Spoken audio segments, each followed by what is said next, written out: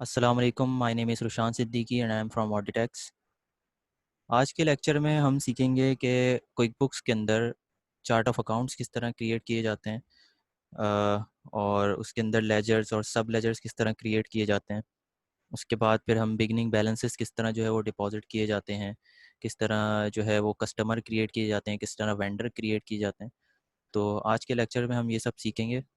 सबसे पहले स्टार्ट करते हैं कि चार्ट ऑफ अकाउंट्स क्या होते हैं। बेसिकली चार्ट ऑफ अकाउंट्स एक लिस्ट कहलाती है जिसके अंदर सारे लेजर्स और सब लेजर्स होते हैं। Chart of accounts quick books के अंदर कहाँ होते हैं? एक ऑप्शन यहाँ पे आ रहा है चार्ट ऑफ अकाउंट्स का। यहाँ पे क्लिक करके ये देखें, ये सारी लिस्ट आ रही है। लास्ट लेक्चर में हमने जब कंपनी क्रिएट की थी तो वहाँ पे ऑप्शन आ रहा था कि जो कि ऑलरेडी जो है वो लेजर्स क्रिएट हुए हुए थे क्विक बुक्स के अंदर। जब आप कंपनी क्रिएट कर रहे होते हैं तो वहाँ पे ऑप्शन आ रहा होता है कि जो कि क्विक बुक्स आपके लिए प्रैक्टिस के लिए लेजर्स जो है वो क्रिएट करके दे देता है। देखें, ये सारे लेजर्स ऑलरेडी क्रिएट हुए हुए हैं। अच्छा, ये चार्ट ऑफ अकाउंट्स की लिस्ट है जिसके अंदर सारे लेजर्स वगैरह हैं। एक यहाँ से ओपन हो सकती है और एक शॉर्टकट है कंट्रोल+A। कंट्रोल+A प्रेस करेंगे तो भी चार्ट ऑफ अकाउंट की लिस्ट ओपन हो जाएगी। ये दो तरीके हो गए। उसके अलावा कंपनी के ऑप्शन के अंदर देखें, जो जो भी ऑप्शन आपको यहाँ स्क्रीन पे नज़र आ रहे हैं, क्विक बुक्स के इंटरफेस की सबसे अच्छी बात यह है कि सारी जो ऑप्शंस हैं वो फ्रंट स्क्रीन पे हैं और बड़े क्लियर पिक्चर इन्होंने जो है वो दी हुई है। देखें, company, vendors, customer, employ. Company, customer, vendor, employ, banking, ये सारी चीज़ें, रिपोर्ट्स वगैरह।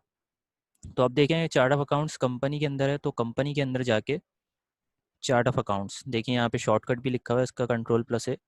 तो ये हमने चार्ट ऑफ अकाउंट की लिस्ट खोल ली, यानी कि लेजर्स की लिस्ट। अब हम ये देखते हैं कि लेजर्स किस तरह क्रिएट किए जाते हैं।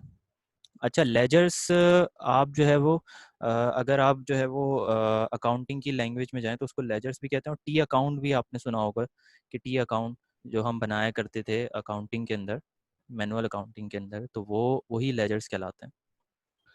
अच्छा, अब लेजर्स क्रिएट करने का क्या तरीक़ेकार है?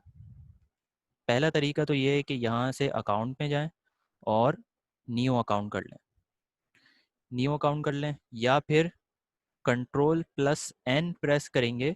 कंट्रोल+N, तो ये लेजर क्रिएट करने का जो है वो स्क्रीन आपके सामने आ जाएगी।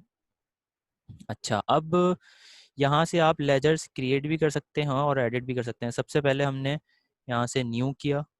न्यू करने के बाद अब ये पूछ रहा है कि आपने इनकम का लेजर क्रिएट करना है, एक्सपेंस का लेजर क्रिएट करना है, कोई फिक्स्ड एसेट का लेजर क्रिएट करना है, बैंक का लेजर क्रिएट करना है, कोई लोन का, क्रेडिट कार्ड, इक्विटी का, या फिर इसके अंदर अदर टाइप्स भी आ जाती हैं जैसे कि account receivable, other current asset, other asset, accounts payable, और अदर इनकम, अदर एक्सपेंस, और कॉस्ट ऑफ गुड्स सोल्ड वगैरह।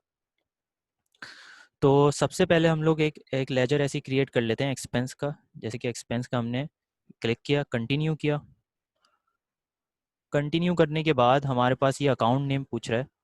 अकाउंट नेम हमने किसी भी नाम से हमने एक लेजर बना दिया एक्सपेंस का। फॉर एग्जांपल मील्स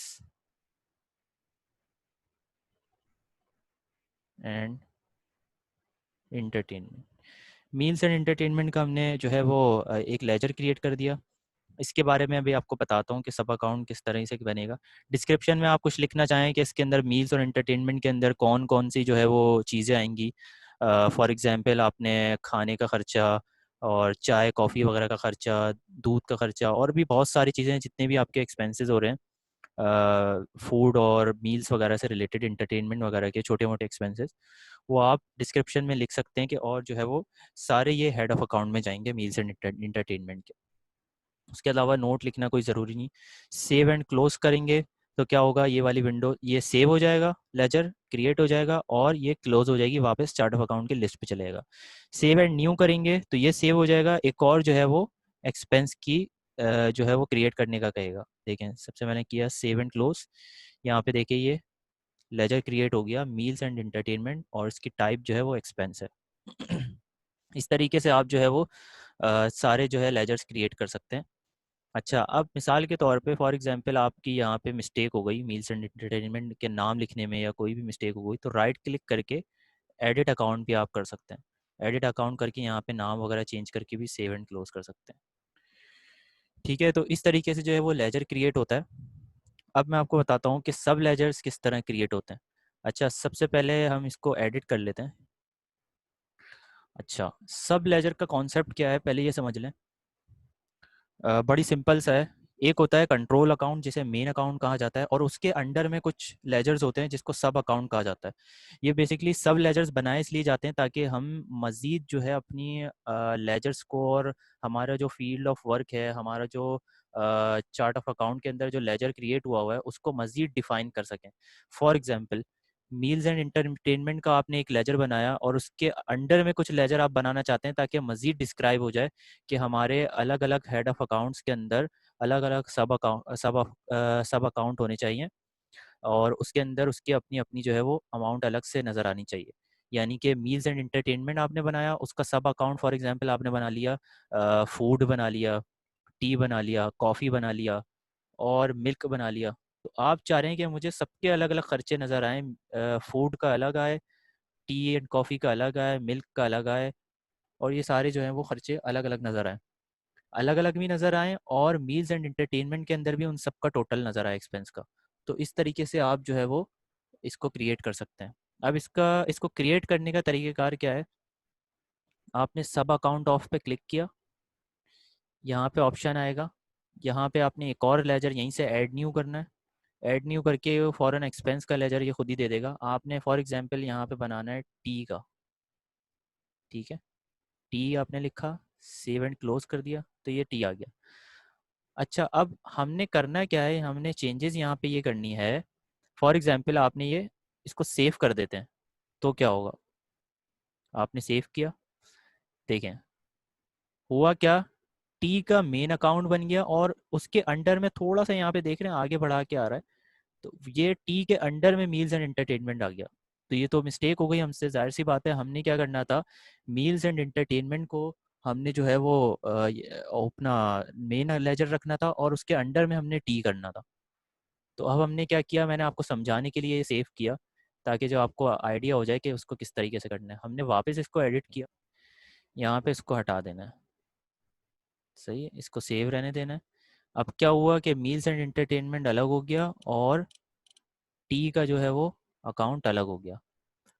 अब आपने क्या करना है, आपने ये करना है कि मील्स एंड एंटरटेनमेंट के अकाउंट को, या टी के अकाउंट को एडिट अकाउंट कर लिया। एडिट अकाउंट करने के बाद आपने देखें टी को ऊपर रखना है अब, और सब अकाउंट के अंदर आपने रखना है मील्स एंड एंटरटेनमेंट को। उसकी वजह क्या है, देखिए आप यहाँ पे ग्रामेटिकल थोड़ा सा जो है चीज़ है समझने वाली। T is the sub account of meals and entertainment, यानी कि टी जो है वो सब अकाउंट है किसका, मील्स एंड एंटरटेनमेंट का। यानी कि T is the sub account of meals and entertainment. तो इसकी ये जो है वो छोटा सा कॉन्सेप्ट था, थोड़ी छोटी सी लॉजिक थी जो कि समझने वाली थी जिस तरह अकाउंट क्रिएट करना है। अब हम जब इसको सेव करेंगे तो क्या होगा, देखिए मील्स एंड एंटरटेनमेंट के जो है वो अंडर में आ गया टी। इस तरीके से जो है वो सब अकाउंट क्रिएट हो गया।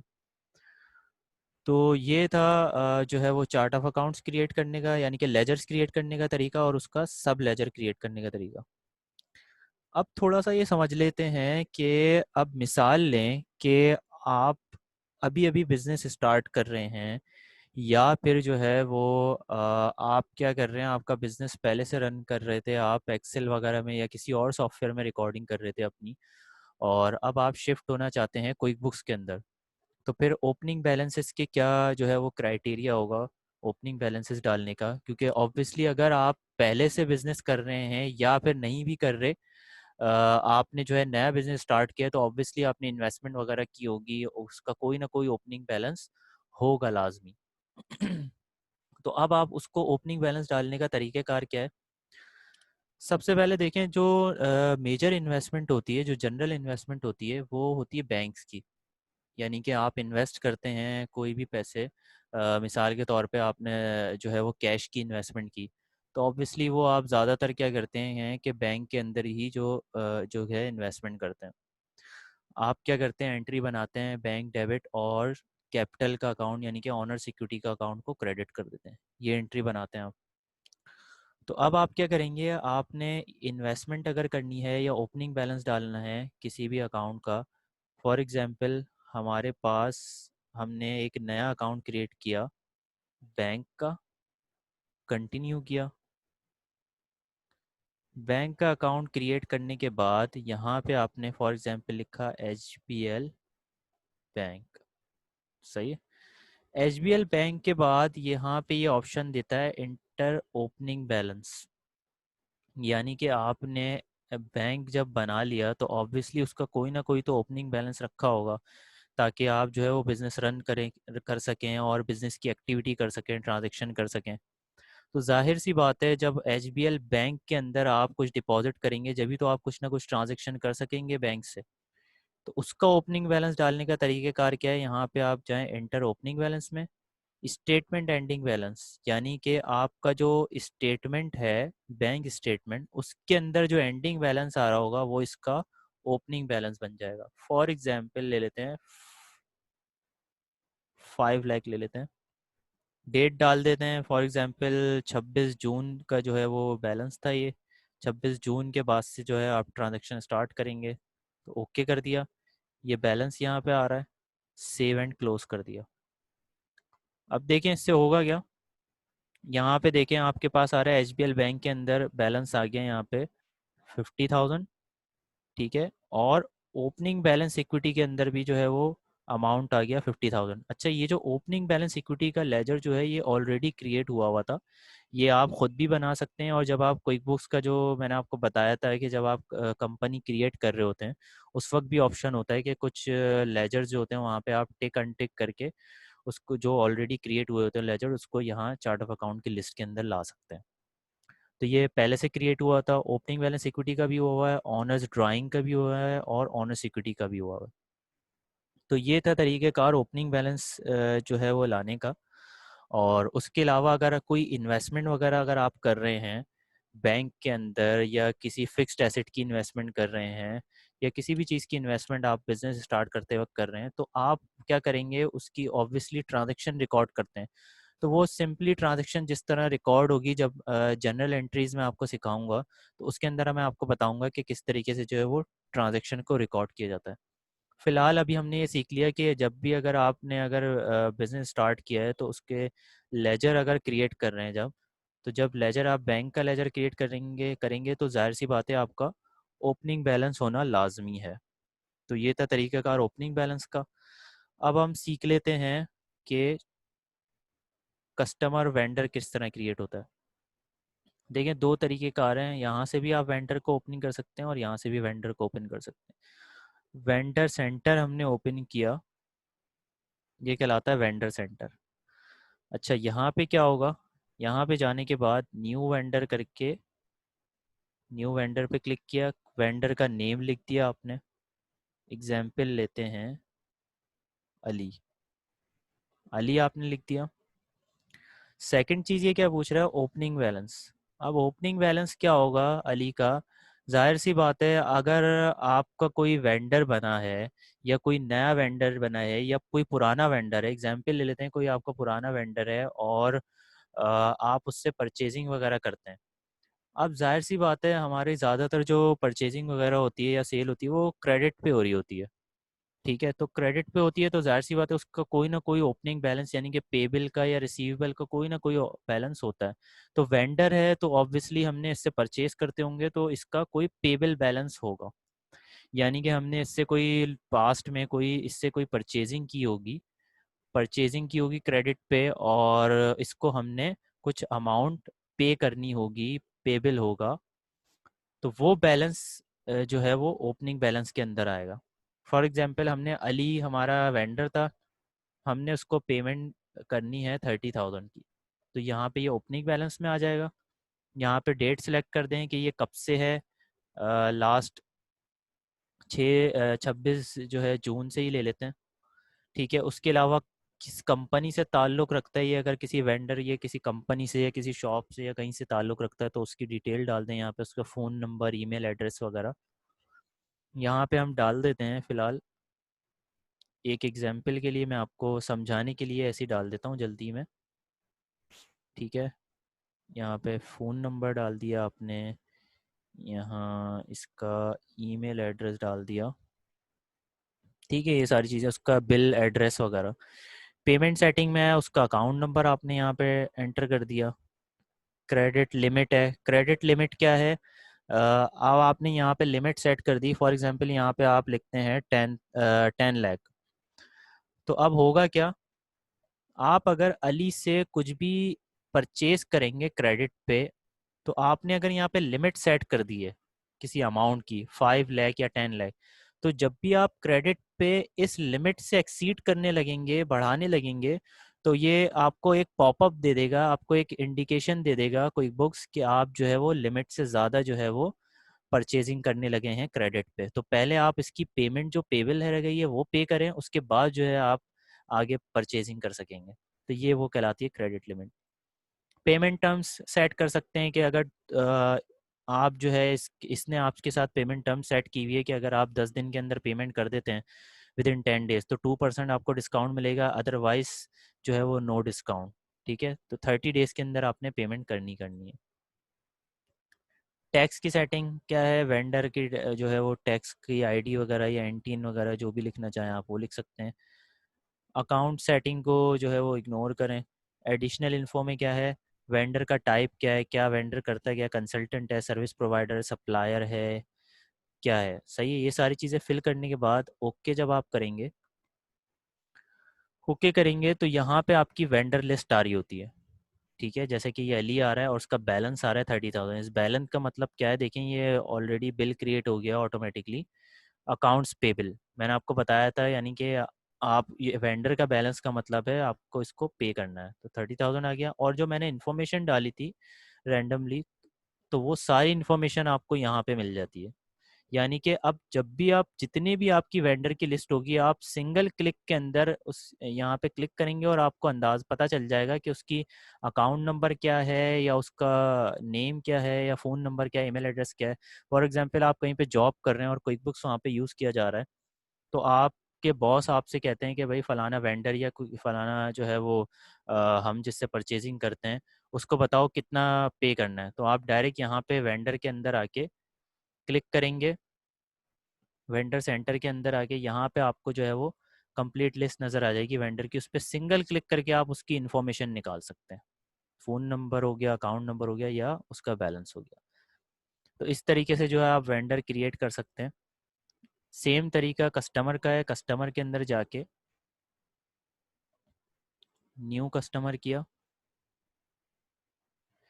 न्यू कस्टमर करने के बाद आपने रख लिया, आपका कस्टमर था अहमद। ओपनिंग बैलेंस सेम वही है कि अगर वेंडर के अंदर ओपनिंग बैलेंस का मतलब है आपने पे करना है, कस्टमर के अंदर जो है वो कस्टमर के अंदर बैलेंस का मतलब है आपने रिसीव करना है, यानी कि रिसीवेबल है। फॉर एग्जांपल 50,000 रिसीवेबल है।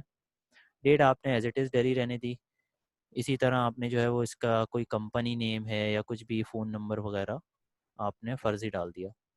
इसी तरह पेमेंट सेटिंग के अंदर अकाउंट नंबर आपने डाल दिया, और बाकी सारी चीज़ें वही हैं। क्रेडिट लिमिट भी वही है, जिस तरह वहाँ पे वेंडर की लिमिट है क्रेडिट की, इसी तरह यहाँ पे कस्टमर की लिमिट है। सेल टैक्स की सेल टैक्स की सेटिंग आ गई। एडिशनल इन्फो में कस्टमर करता क्या है वही चीज़ें आ गई सारी। और उसकी जॉब की इन्फॉर्मेशन आ गई कि आपने जो है वो, अच्छा यहाँ पे ये एक्स्ट्रा चीज़ है कि जो कस्टमर है उसका स्टेटस क्या है, आपने कब स्टार्ट किया है, कोई प्रोजेक्ट वगैरह आपका इससे चल रहा है। यानी कि कुछ कस्टमर्स ऐसे होते हैं जो कि हमारे परमानेंट कस्टमर नहीं होते, हम उनके प्रोजेक्ट वाइज यानी कि जॉब वाइज उनसे काम कर रहे होते हैं, तो यहाँ पे उसकी डिटेल्स आएगी। ओके किया आपने। ओके करने के बाद देखें यहाँ पे उसका बैलेंस आ गया, अकाउंट रिसीवेबल आ गया, और ये सारी उसकी इन्फॉर्मेशन आ गई। तो इस तरीके से जो है वो आप वेंडर और कस्टमर क्रिएट कर सकते हैं। हमने आज सीखा कि किस तरीके से जो है वो लेजर क्रिएट होते हैं, और उनके ओपनिंग सब लेजर्स किस तरह क्रिएट किए जाते हैं, और ओपनिंग बैलेंस किस तरह एंटर किया जाता है। उसके अलावा कस्टमर किस तरह क्रिएट किए जाते हैं, वेंडर किस तरह क्रिएट किए जाते हैं। आज के लिए इतना ही। नेक्स्ट वीडियो में हम मज़ीद जो है वो टॉपिक डिस्कस करेंगे। अपना ख्याल रखिएगा। अल्लाह हाफ़िज़।